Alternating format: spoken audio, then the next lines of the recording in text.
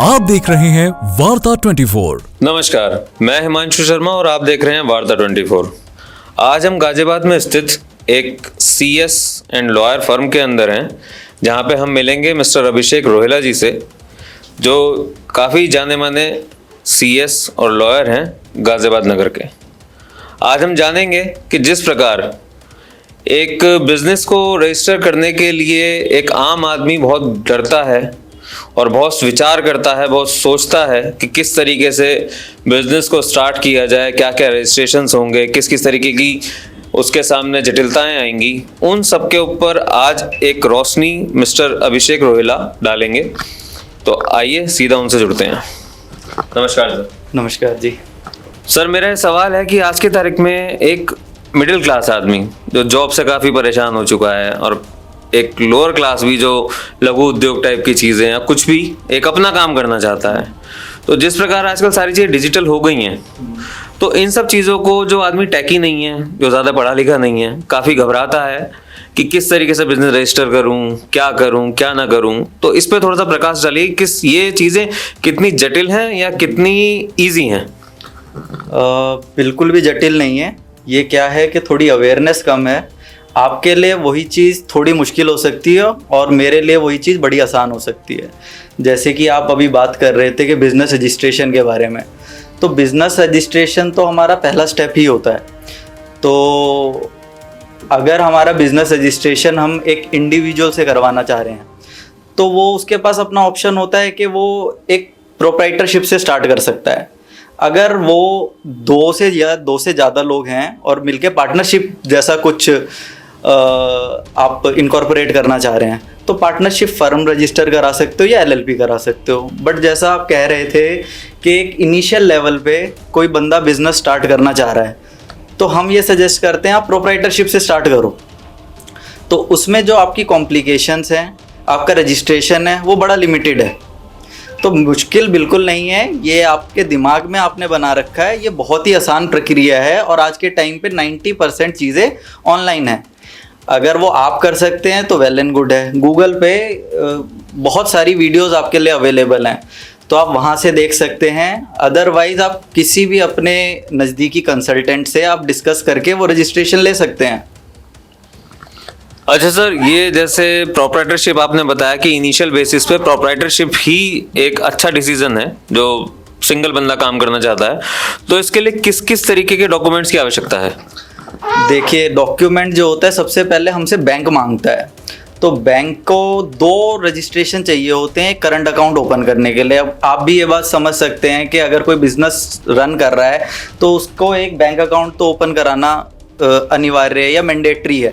तो आप उसमें उस केस में आप 2 रजिस्ट्रेशन कोई भी आप ले सकते हैं। अगर आपका बिजनेस आपको लगता है कि 20 लाख से ऊपर का है, तो आप एक जीएसटी रजिस्ट्रेशन ले लें। अगर वो 20 लाख से नीचे है तो आप एक शॉप एंड एस्टेब्लिशमेंट नाम से एक रजिस्ट्रेशन होता है, वो ले लीजिए, और एक एमएसएमई रजिस्ट्रेशन ले लीजिए। तो वो दोनों के बेसिस पे आपका बैंक एक करंट अकाउंट ओपन कर देता है। आप आजकल देख सकते हैं कि जो ट्रांजेक्शन्स हैं वो कैश तो बड़ा कम हो गया है, तो सारी डिजिटली ट्रांजेक्शन है। तो उसके लिए आपको एक करंट अकाउंट तो मैंडेटरी है। तो आप कोई भी नज़दीकी बैंक में जाके आप अपना अकाउंट ओपन करवा सकते हैं। तो उसमें आप अपने ये 2 रजिस्ट्रेशन ले जाइए और वो बड़ा इजीली आपका ओपन हो जाएगा। तो इसमें कोई भी मुश्किल नहीं है। आप जाएं और शुरुआत करें। आपको सपोर्ट करने के लिए बहुत लोग अवेलेबल हैं। अच्छा सर, जैसे बिजनेस स्टार्ट करने के लिए कुछ लोग होते हैं जिन पे अपना फंड होता है, वो पूरी तरीके से सक्षम है कि वो अपना काम स्टार्ट कर सकते हैं। कुछ लोग होते हैं इधर उधर से कुछ लेके अपने दोस्त से बात कर ली, अपने रिश्तेदारों से बात कर ली, बिजनेस स्टार्ट किया। लेकिन जो इन सब चीज़ों से परे हैं, जो सरकार से इस चीज़ की मदद चाहते हैं कि सरकार हमारी इसमें कुछ मदद करे, तो क्या ऐसा कुछ है कि बिजनेस स्टार्ट करने के लिए सरकार कोई लोन देता है, फंडिंग कुछ करता है?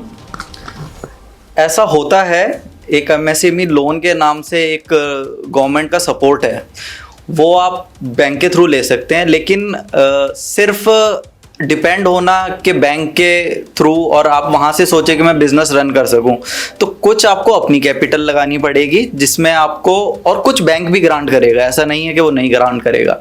जैसे मैं आपको बता रहा था कि प्रोप्राइटरशिप रजिस्ट्रेशन है, तो प्रोप्राइटरशिप रजिस्ट्रेशन तो या तो आप अपना पैसा लगाओगे या बैंक से लोगे, लेकिन अगर आप थोड़ा और ऊपर लेवल पे चले जाते हो तो वहाँ प्राइवेट लिमिटेड का इनकॉर्पोरेशन करके हम शेयर होल्डर्स के माध्यम से भी पैसा जोड़ सकते हैं।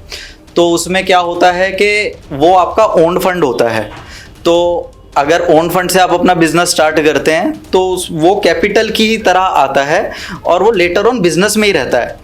लेकिन जैसे कि डेट फंड है, जैसे आप बैंक से लोन ले लेते हैं तो बैंक का लोन हमें रीपे करना पड़ता है, उसका अपना शेड्यूल होता है, अपनी एक रीपेमेंट कॉस्ट होती है, तो वो आप धीरे धीरे रीपे कर सकते हो। इसमें सर कोई सब्सिडी भी अवेलेबल है जो बैंक से लोन मिलते हैं?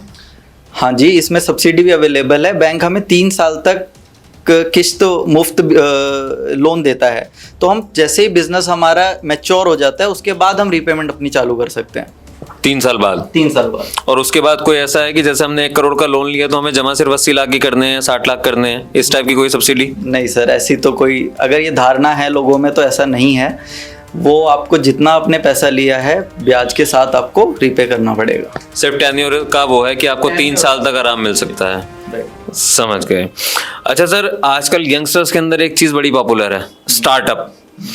छोटे छोटे बच्चे 20 साल, 21 साल, 24 साल पढ़ाई खत्म करते हैं, पढ़ाई खत्म भी नहीं करते हैं, कॉलेज के अंदर ही स्टार्टअप। तो ये स्टार्टअप बेसिकली क्या है और ये इसका कोई अलग तरह टाइप का रजिस्ट्रेशन है? किस तरीके से इसकी जो चीज़ें हैं वो किस तरीके से होती हैं?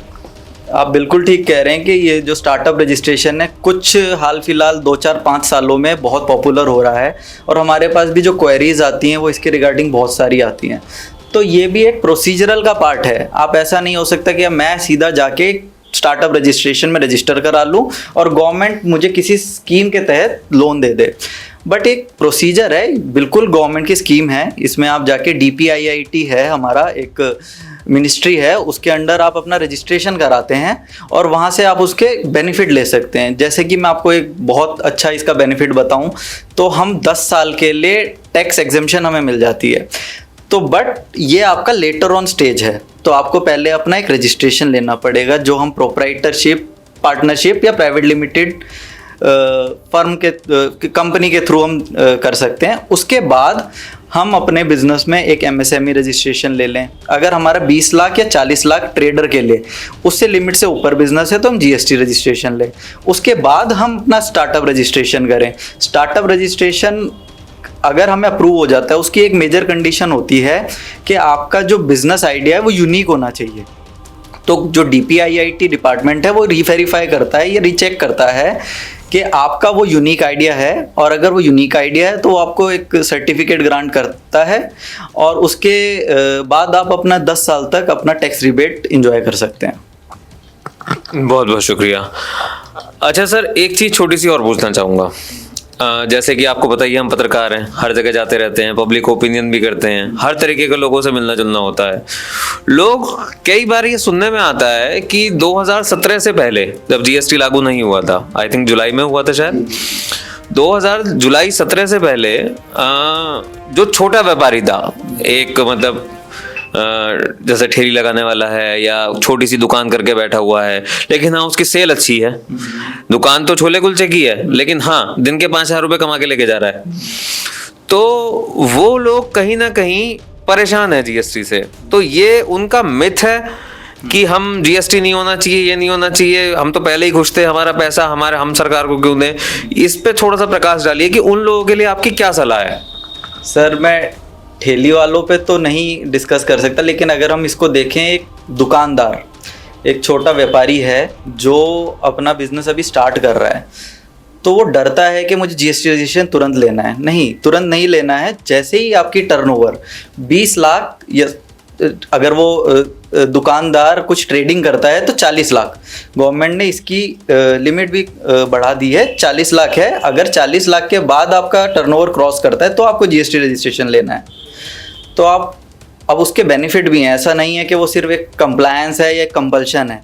आप देखेंगे तो बैंक्स भी सपोर्ट उन्हीं को करते हैं जिनके पास एमएसएमई रजिस्ट्रेशन और जीएसटी रजिस्ट्रेशन हो, तो वेरीफाई करते हैं। बैंक भी जब आपको लोन देता है तो या तो वो सिक्योरिटी बेस देगा या आपके बिजनेस के बेस पे देगा।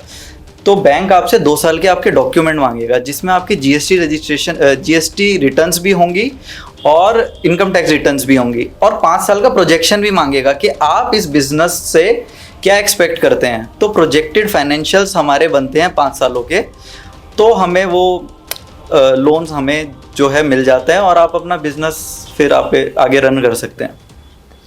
अच्छा सर, एक सवाल मेरा और होगा कि आपकी जैसे कि ये सीएस फर्म है, आप एक लॉयर भी हैं, तो आप किस तरीके से जो बिजनेसमैन हैं और जो भी अपना स्टार्टअप कुछ करना चाहते हैं, किस तरीके से आप उनको हेल्प आउट करते हैं, और आपका मतलब लगभग क्या मतलब चार्जेस रहते हैं, वो बंदा खुद कर सकता है किस तरीके से, मतलब थोड़ा एक आइडिया लेना चाहूँगा सर।